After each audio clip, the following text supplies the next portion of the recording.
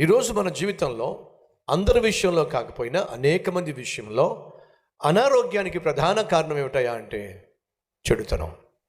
కొన్నిసార్లు యోబు వలె నీతిగా జీవించే వారికి అనారోగ్యం రావచ్చు. లాజరును యేసయ్య బహుగా ప్రేమించాడు. అయినా లాజరుకు రోగం వచ్చింది. అది దేవుని మహిమ కొరకు వచ్చినట్టుగా బైబిల్లో ఉంది. అనగా నీతిమంతునికి కూడా అనారోగ్యం వస్తుంది, నేను కాదంటలేదు. కానీ అధిక శాతం మనిషికి వచ్చే అనారోగ్యాలకు ప్రధాన కారణం ఏమిటంటే ఎక్కడో మనం తప్పు చేశాం, ఎక్కడో మనం పొరపాటు చేశాం, ఎక్కడో దేవుని ఆజ్ఞను మనం మీరాం, ఎక్కడో దేవునికి ఇష్టం లేనిది చేశాం.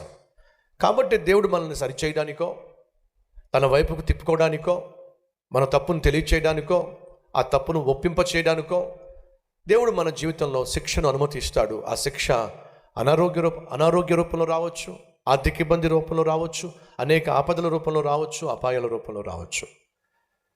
చెడుతనమును విడిచిపెట్టుము, అప్పుడు నేను నీకు ఆరోగ్యమును ప్రసాదిస్తాను, నీ ఎముకలలో సత్తువను దయచేస్తాను. ఈరోజు ఎముకలలో సత్తువు లేదా, నీ శరీరంలో ఆరోగ్యం లేదా, దానికి ఒకనొక ప్రధాన కారణం ఏమిటంటే నీలో ఉన్న చెడుతనం.